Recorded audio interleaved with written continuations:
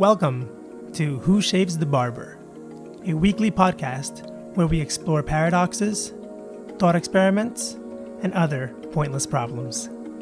I'm William Nava. Welcome to part 2 of my interview with Professor Greg Restall.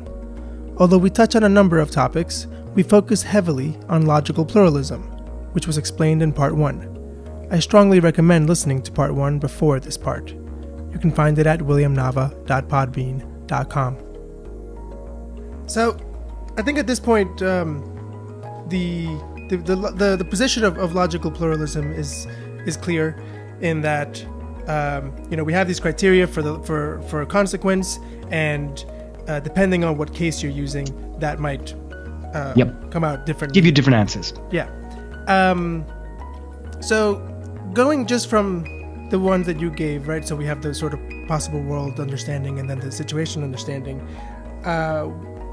One objection comes to mind, which is we were talking about situations as this more kind of narrower way of dealing with things. But then you also were saying that relevantist it's paraconsistent, right? They acknowledge inconsistent situations. Yep. And so the question might just be, why admit of inconsistent situations? I mean, if we think of possible worlds as being consistent, then narrowing down into sort of situations will come out inconsistent. So why admit of inconsistent situations at all? Yeah, I don't think of the relationship between possible worlds and situations as one of narrowing down. I think of them as actually expanding out, because I think that everything that we take to be a possible world is a situation. It's a situation of a very particular kind of type. It's a very opinionated sort of thing. And I think that, and the way that most relevantist think about this is that relevant logic is in one sense an expansion and in one sense a contraction of classical logic. It's an expansion in that we have more models, we have more interpretations. It's a contraction because on the basis of that, fewer things are valid. So more things count as counterexamples, so fewer arguments turn out to be valid. And so why go so far as to admit inconsistent ones? Well, it's because a certain mistake is being made when we infer arbitrary conclusions from a contradiction. It turns out that if you look at Aristotelian syllogistic, for example, and you ask, is the syllogism all F's are G's, no F's are G's, therefore all H's are J's? That turns out to not be valid Aristotelianly. But on Aristotelian grounds, those two premises are inconsistent with one another. Because they have, existentially committing reading of all F's are G's. But you could have all F's are G's and all F's are some F's, all F's are G's and no F's are G's. You can read these things in such a way that they've got inconsistent premises, unrelated conclusion. On Aristotle's view, that turned out to be invalid because it was irrelevant, because there's no connection between the premises and the conclusion. And I think that that's a good distinction to draw. It's not the classical distinction to draw, because the classical distinction says you don't evaluate for any connection between the premises and the conclusion. It's just you bundle the premises and bundle accepting the premises and rejecting the conclusion all together in the one box and see, can you figure out a way of that being true? And if there is one, it's invalid, and if there isn't, it's valid. The relevant picture just turns out to be a different one. And it turns out, if you want to analyze that in terms of cases, inconsistent cases are some things that follow from that. Now, some people view that as a cost. They think that inconsistency is a bad thing to buy as something that one can interpret. I don't think it's that much of a bad cost. It's the same sort of cost that we pay when we want to think of falsity. We all think that there are cases which are ways that things aren't. We think that there are some things which are invalid arguments where the premise and the conclusion is actually are both true. But we think that it could have been that the premise is true and the conclusion is false. We think that there's a case where the premise is true and the conclusion is false, even though the conclusion's actually true. We admit that there is something beyond the bounds of truth among our cases. The relevantist says the same sort of thing, except it's beyond the bounds of possibility into impossibility. Yeah, it's a bit of a step, but it's a step that you kind of need, which goes along with thinking, well, what would a counterexample be to an argument from an inconsistent set of premises? Well, you can say that here's what these premises are saying. These premises are saying P and not P. That just doesn't involve an irrelevant, unassociated Q. If you read that metaphysically, well, what is that? Involving the P and not P, it's a way that things can't be. So that's the kinds of reasons that the relevantist has for expanding the space. So denying that from inconsistent premises follows any arbitrary conclusion, that seems kind of intuitive to me, to deny that law of inference. Explosion, right? It involves the... It seems to be, so it involves the, I guess, if you are willing to admit of inconsistent premises, there's no reason to accept that conclusion, that explosion would follow. Yep. And, I agree with you right up until the last bit, because I'm a pluralist and I think that there is reason to believe that this irrelevant conclusion follows. I also think that there is reason to resist the conclusion too. And this is what makes me a pluralist, and this is what makes some people not understand the position. But I do think one thing that is very, very important is that inconsistency happens all of the time. If you inspect all of the things that I'm committed to, and I believe no doubt that there are inconsistencies in there. And I don't think that means the right thing for me to do is to go on and, infer arbitrary conclusions from that. That would be stupid. But even the classical logician doesn't really need to say that. The classical logician might say, well, the right thing for you to do in that circumstance is to get your beliefs in order and throw out some of the things which are inconsistent. Now, what the relevantist is saying is that even if you can't do that, there are still logically salient things that can be said about what it is that you are saying, or what you are taking the world to be like when you're taking the world to be like this, and point to some inconsistent basket of premises. Taking the world to be like this is different from taking the world to be like that, where this and that are two different inconsistent collections of premises. The classical, just looking at that with the lens of classical logic, you can't really see that distinction if the tool that you're using is classical consequence, because these two different inconsistent sets of premises have got exactly the same consequences, namely everything, classically speaking, just because they're impossible, classically speaking, for the world to be like that. The relevantist can say, yeah, it's actually impossible for the world to be like that, because the world may be consistent and complete, but the world is represented inconsistently in two different ways here, and we can examine the logical coherence and content of that by looking at what bits of the world are involved or what subject matter is involved. This is talking about the world inconsistently quantum theoretically, for example, and this is looking at the world inconsistently because of, preface paradoxical reasons or something like that, which can be very, very different. And that's where the relevantist is drawing the boundary in a different place, drawing the sort of logical concepts. They're using them in different ways than the classical logician. So one objection that I hear, so I'm personally not very sympathetic to, but I'm curious to hear your thoughts on it, because I do hear it a lot with regard to this, is that even if we grant that these situations are not meant to be taken as possible ways that the world could be, these inconsistent situations, the argument is just the fact that they're inconsistent makes them incoherent. So it's not even a matter of their possibility. It's actually just sort of meaningless or incoherent to even talk this way. Yeah. I just don't think that's the case. I'm not sympathetic with that either. I think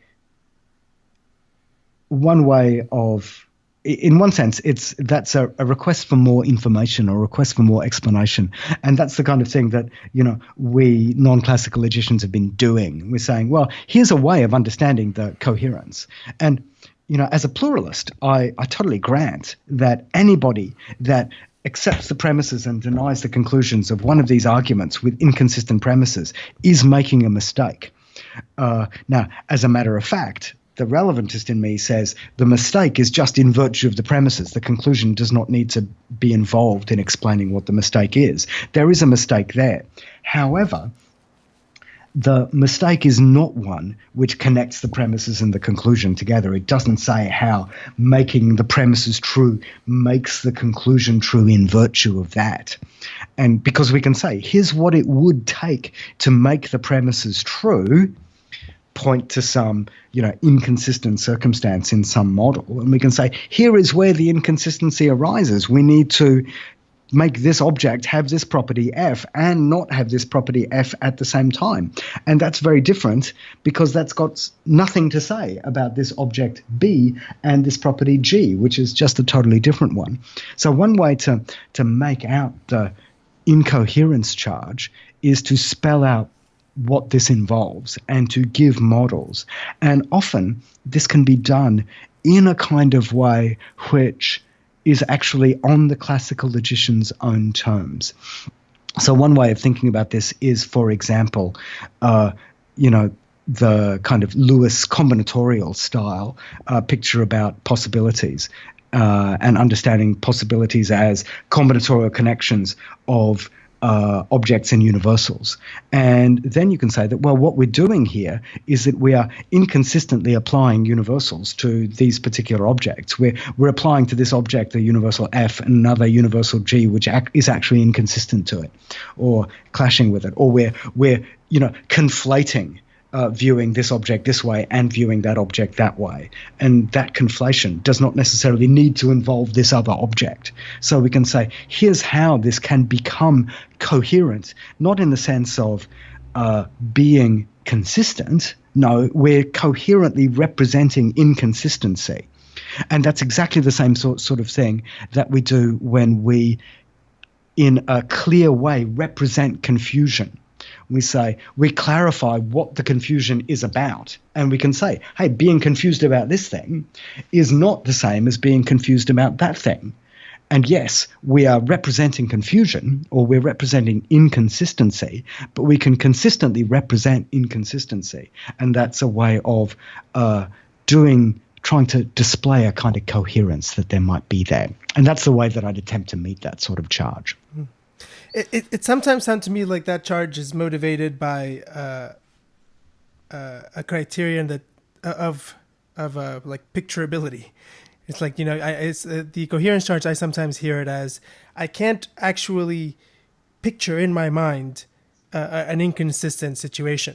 And what it sounds like you're saying is you don't need to be able to picture it in that sort of visual way. In fact, by making an inconsistent situation explicit, we are making coherent those, all those properties of it that actually make it impossible to picture in that way. Would you say that that's roughly your position?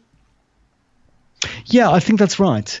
I think there's a difference between what you might do when you're representing inconsistency. You can think of this as, think of how we do this by means of conflation or by ways of, think of Escher sorts of pictures, which represent inconsistent, this is in front of that, this is in front of that, this is in front of that. Oh my goodness, how can those things be together? Well, if I look at this aspect of the picture, I am representing this. If I look at this aspect of the picture, I'm representing this. If I look at this aspect of the picture, I'm representing this. When I attempt to unify those things and take that to be a picture of a thing, then that's how I'm representing the inconsistency. And how I'm doing this is I am overlaying a bunch of things which are individually coherent, but they don't cohere together consistently. I think that can be a way of, representing an impossible situation in such a way as to help us discover what we can coherently say about impossibility. Okay, that makes sense.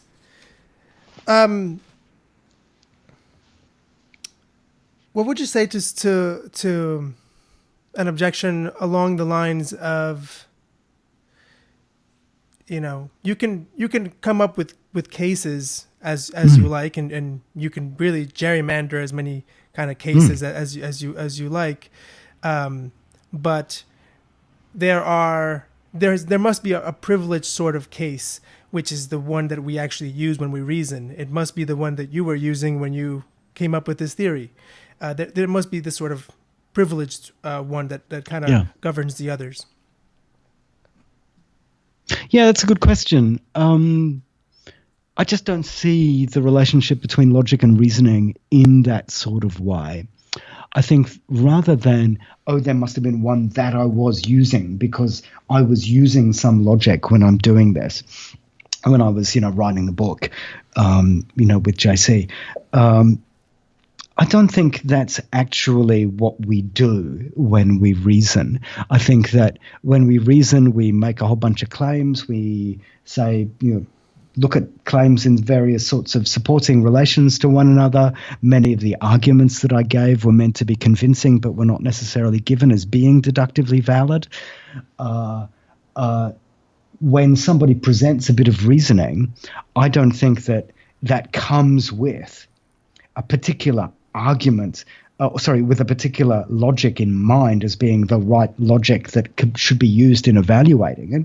I do think that if, somebody presents a bit of reasoning and I say, oh, look, that was deductively invalid and inductively good, I think that's great. I've got, really salient, interesting bits of information there. And then if we say, well, what would a counterexample to its deductive validity be? Or here's a case where the premises are true, the conclusion isn't. We've got even more information about the kind of transition that's involved in that bit of argument. And the same goes for me when it comes to deductive, pluralism about deductive logic. If I present a bit of reasoning, then if it turns out to be valid in sense one and invalid in sense two, so there's no counterexample among the first set of cases, and there is a counterexample among the second set of cases, I think that's really interesting information which you have there. And that might tell you, for example, if logic one was classical logic and logic two was relevant paraconsistent logic, then that tells me that it's impossible that the premises be true and the conclusion be untrue. It's impossible that the premises be true and the conclusion false. And it also tells me that there's a kind of slippage in content or subject matter in going from the premises to the conclusion. And I think that's really interesting result that you get there if you learn that this argument is valid in one sense and invalid in another. And I don't see any reason that in and of itself tells us that I need to privilege logic one over logic two when it comes to doing the work of deductive validity. That makes sense. I've got one more question about logical pluralism, and then I want to move on to a couple of other things.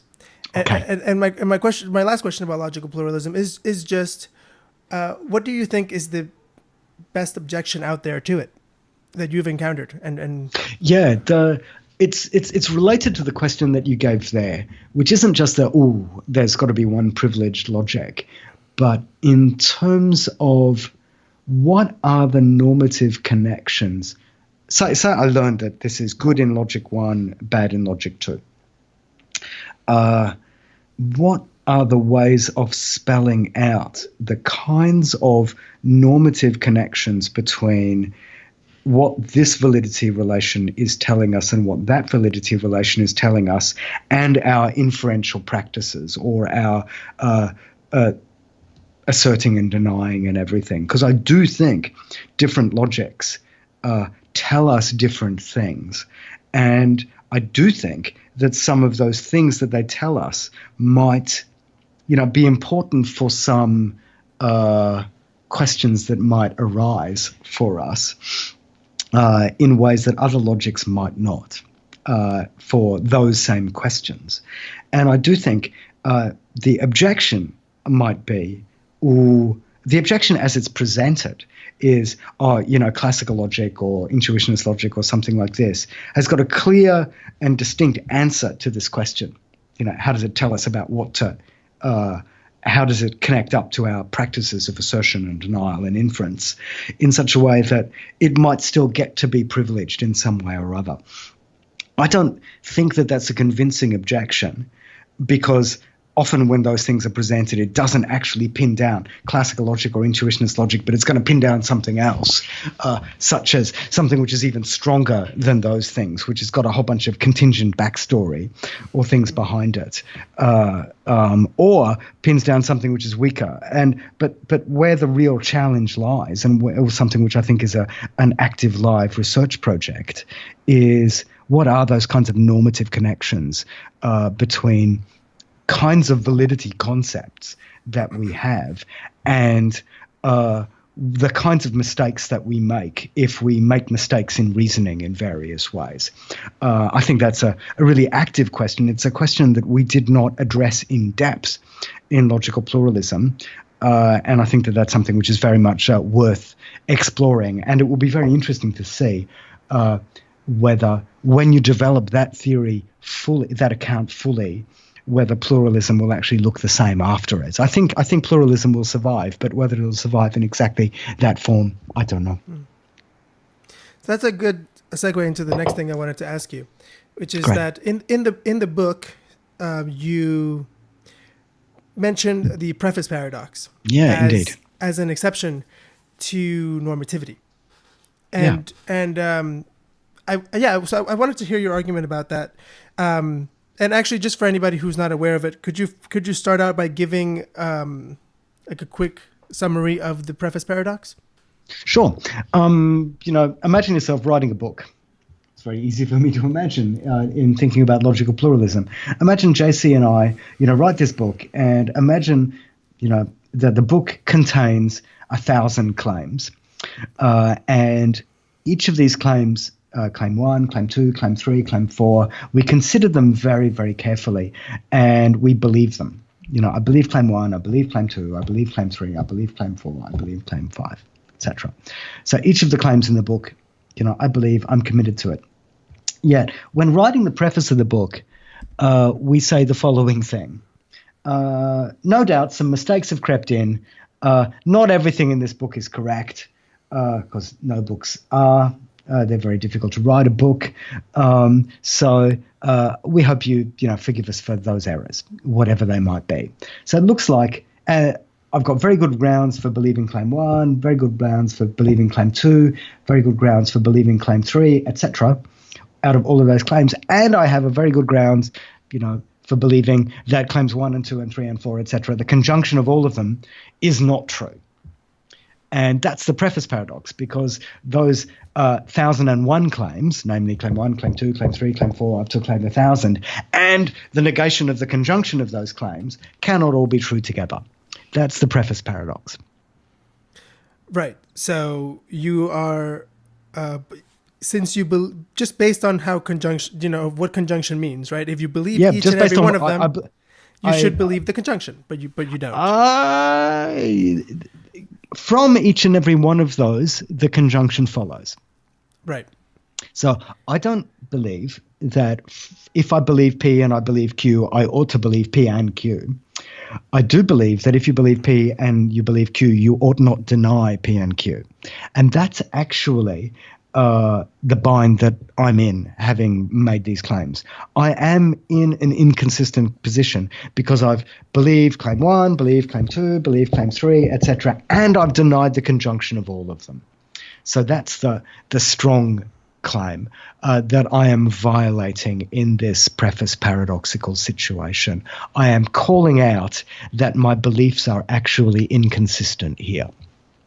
Now, So in the book, you cite this as an exception to normativity. In other words, this is a case, if I understand it correctly, this is a case in which you are violating the logical rule here. I'm violating the norm of normativity. Yep. Right. So essentially you're saying I am not actually making a mistake by doing so. Right? I think I am making a mistake. I think that I am making a mistake in asserting premise 1, premise 2, premise 3, etc., and denying their conjunction. I do think that I'm making a mistake. I do think that I'm being inconsistent, and I do think that I have reasons for doing so. I think I have reasons for doing so. I don't think that my reasons are all consistent with one another. I don't think that my reasons cohere, because the position that I have is not a coherent one. Because, my individual position because there's a sense in which you could argue, look, here is why C1, C2, C3 up to C1000. Here's why that conjunction is true. Well, C1 and C2 are true, so C1 and C2 is true. That conjunction is true. C3 is true, so the conjunction with that is true. C4 is true, and so the conjunction with that is true, etc. And so I've got an argument from premises that I believe to a conclusion that I deny. And I think the right thing to say here is that I am being inconsistent here. I do think that I have reasons to be inconsistent, but they're the reasons that I gave. My reason for C1 is whatever good reason I had for that claim. My reason for C2 is whatever good reason that I had for that claim, etc. And my reason for thinking that they're not all true is that obvious inductive generalization on books being hard to write. So here's my question. Here's what I find kind of hard to wrap my head around with this approach. And it is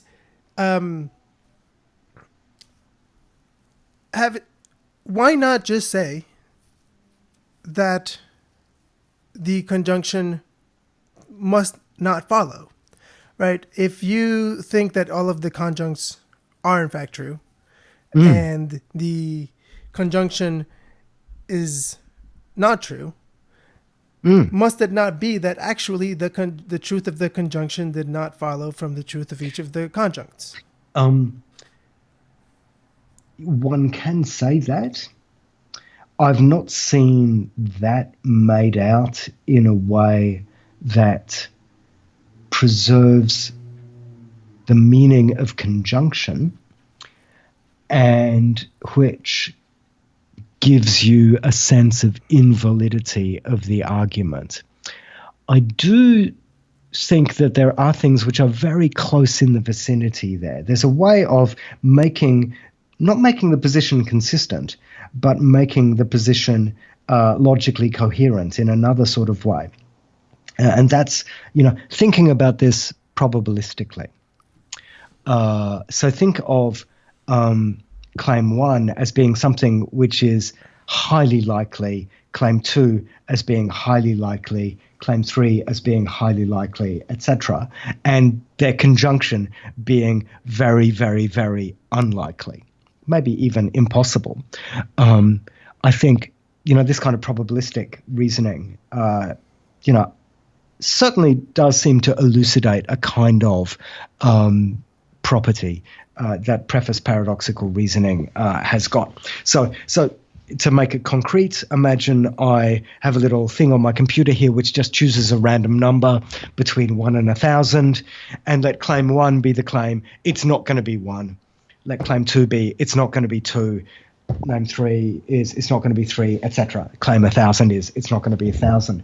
Each of these claims are highly likely. Each of them are likely to degree 99, to degree 999 in 1,000, if it's a uniform probability measure on this thing that's choosing a random number between 1 and 1,000. Each of those claims is highly probable to degree 999 in 1,000, yet their conjunction is highly improbable. It's probable to degree 0 in 1,000 on that setup. So there's a sense in which the thing is probabilistically invalid. Let's call it argument probabilistically valid if whenever the premises are all highly likely, so is the conclusion. Sure, I'm happy for that to be a kind of notion of validity, sorta. I'm very queasy about thinking of that as anything like logical consequence, in particular because you could have P and Q both being highly likely and the conjunction P and Q not being highly likely because it dips below the kind of threshold that you have. So I'm very queasy about that being a kind of logical consequence notion myself. But that could just be because I'm very conservative about the role of and conjunction and logical consequence, because I think that there's this sense in which that's a really good notion when it comes to single premise, single conclusion arguments, and it's a really bad notion when it comes to arguments with more than one premise because it gives us not enough way for the premises to be put together. So maybe a more generous pluralism might say that, well, let's consider this difference between sort of single-shot validity or single premise validity, where high likelihood might be a notion for that, and, multiple premise validity, which actually allows the premises to get together. This, high threshold validity is not high threshold probabilifying is not going to be able to do that kind of job for you, but it might do others. So a pluralist like me could take your view. I'm not temperamentally inclined to that sort of view because I think that there's something really deep and useful in the idea that different things which are premises in our argument, in our argumentation, are the kinds of things which should be taken together, and that's not what's happening in the preface paradoxical case. But I think that's there to be explored. I think all of these positions are worth looking at. Yeah, I don't personally really like the sort of the position that I just explained, because I think it's sort of too high a cost to lose that sense of what conjunction is. And I don't have a good answer for the preface paradox. It just struck me that denying the universality of normativity seemed like a very high cost. Yeah, I mean, and so I don't want to say that normativity doesn't apply. I might say that there's a kind of permissible mistake which is being made.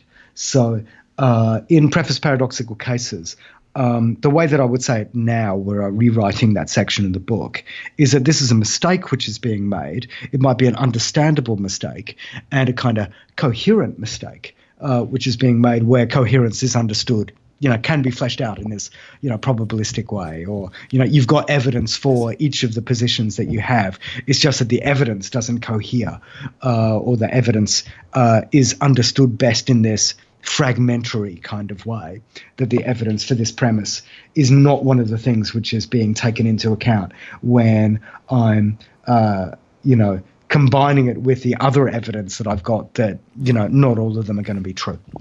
Yeah, that makes sense, because you're sort of bringing in the kind of your epistemic sort of situation there, and sort of saying, If I were correct about each of these, about each of these premises, then the conjunct would be true. So the argument does follow. I make mistakes essentially. Yep. And that makes some sense. So on the topic of inconsistent beliefs, there's one other thing I really wanted to ask you. So it really strikes me when two philosophers write a book together. Because I find that most philosophers just disagree on so much that it seems to me a miracle that you can do this. I wanted to, but there is one area that's relevant to all this, that where you and JC do disagree, and that's on dialetheism. Yep, sure. I'm curious to ask. since you, I guess, worked fairly closely with JC on this, where's the source of the disagreement on dialetheism?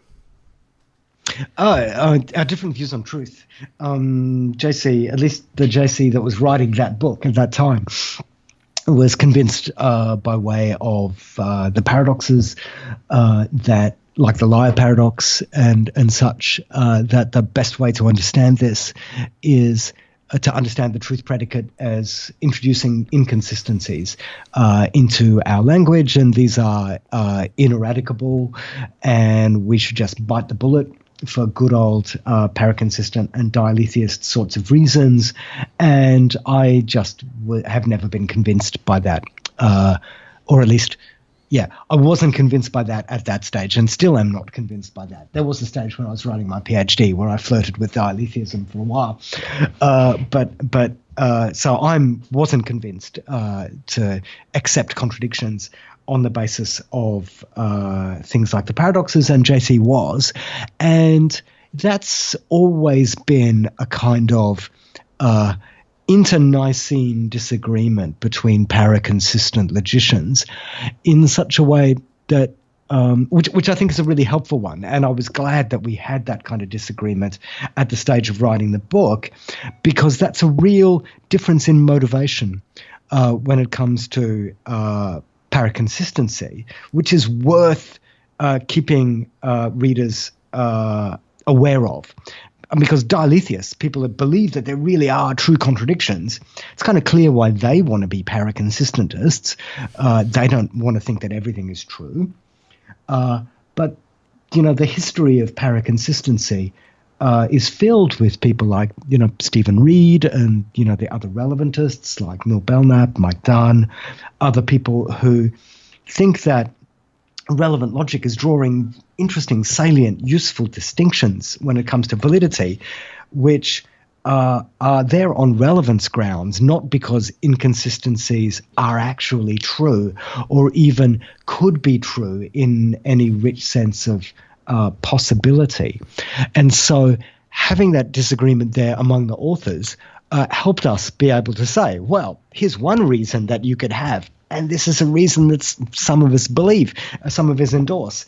And here's another reason, which is a different reason that applies in this case. So that was useful to have around. It made it difficult for us to write various things, to think about, well, what is the real shared position here? Because I'm happy to kind of endorse classical logic in the strong sense, in that I think that if any, the position in the book about endorsing classical logic leaves open the possibility that for any classical valid argument, there's no counterexample to it among the things that are true. And that's something that a dialetheist cannot endorse. And so their endorsement of classical logic has got to be a kind of weaker one than the sort of full-throated, non-dialethic endorsement can be. Yeah. I've realized that this is kind of a whole world in itself, but if you can give the quick answer, what is your way of dealing with the paradoxes of self-reference that allows you to avoid dialetheism? Gosh, I'm really partial to Steve Reed's work on the work of the medieval philosopher Thomas Bradwardine, that actually analyzes the truth predicate in terms of a more fundamental says that relation between things that say things that make claims, and the claims that are being made. So think of what it is for something to be true. What it is for something to be true is if everything that it says is the case. And that can be understood in terms of a kind of propositional quantification. X falls under the predicate T if and only if for every P, if X says that P, then P. And that's actually, if you think of that as a definition of the truth predicate, which is very interesting, because it allows for predication of truth for things that are not necessarily syntactically sentences, which I think is very important, because after all, there are other things that are true that aren't necessarily sentences. There are people's utterances that utter sentences, or there are people that make claims, there are books that have got, etc. And there are lots of different ways of understanding what it is that truth can predicate of more than just sentences. Anyway, when you plug in the definition of a paradox, like what is it for something to be liar paradoxical? Well, one way of understanding something to be liar paradoxical is that it says of itself that it's not true. So we can say that, L is a liar if L says that L is not true. And then you just plug that into the machinery and out pops the conclusion that L, if something is a liar, it's not true. But it doesn't necessarily follow from that L is true. It only follows from that if L, that's the only thing that L says. Because maybe L is not true because it says of itself that it's not true, and you plug that in the machinery, do the little bit of reasoning and say that, well, my goodness, then it couldn't be true if it says of itself that it isn't true. It doesn't follow from that it is true unless that's the only thing that it says. And what Bradwardine concludes is that liar sentences must say something else other than that they're not true, and therefore a sentence which says of itself that it's not true need not be saying the same thing as me predicating untruth of that sentence. If I say it's not true, then maybe what I'm saying is correct, even though what it was saying was not correct. And so that kind of disambiguation strategy is a strategy that I'm kind of sympathetic with, and I think has got more legs than people have given. So I think that the liar sentence isn't true, but that's not all that the liar sentence says. Thank you for telling me about that. That's actually not one. That's not one approach that I have encountered before. No, it's very rare. But there's some papers about it on my website. Just search for anything that involves the name Bradwardine, and you'll find it.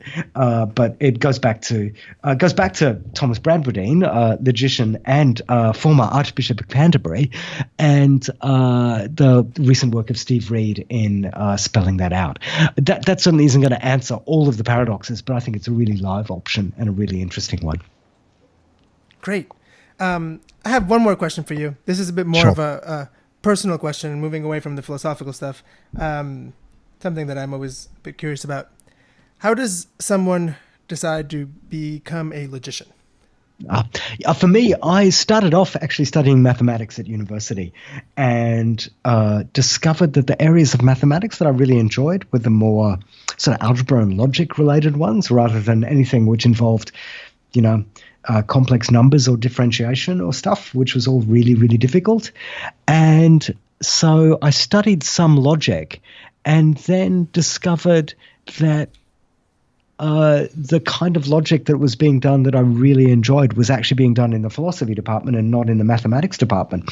And I just started hanging around the philosophy department, convinced the professor of philosophy there at the time, Graham Priest, to teach me in a reading subject some material in non-classical logic. And then we just took it from there because I loved it so much, and enrolled in a PhD, and then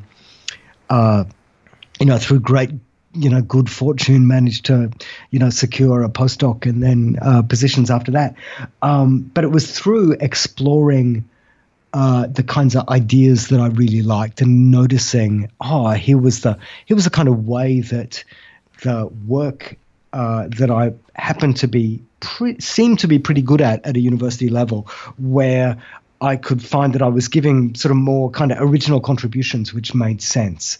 And one thing that I really loved about doing it this way was that kind of dialectical process, or the balance between the formal and the technical on the one hand, the proving the theorems and theorem system building stuff, and the sort of philosophical arm waving, what does it do, what does this make sense, how to articulate what it is that we're actually doing when we're doing this stuff, and arguing with other philosophers about it.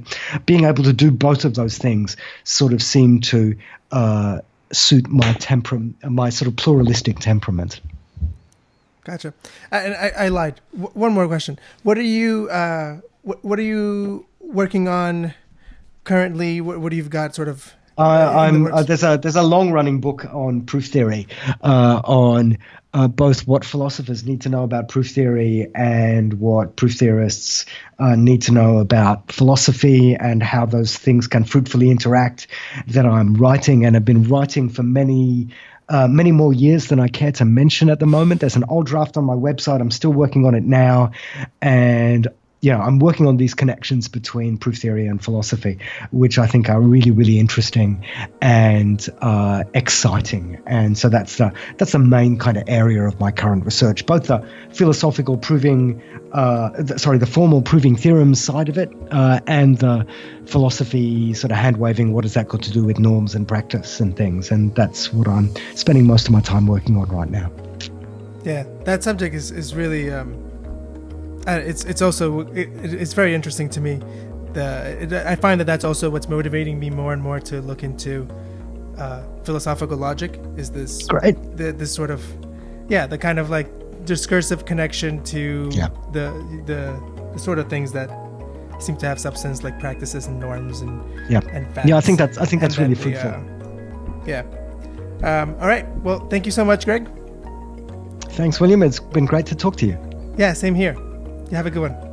Yeah, you too. And that concludes today's episode of Who Shapes the Barber? Again, I'm William Nava. You can check out other episodes, as well as my other philosophical and artistic work, at williamnava.com. And if you'd like to subscribe to this podcast, go to williamnava.podbean.com. Thank you so much for listening.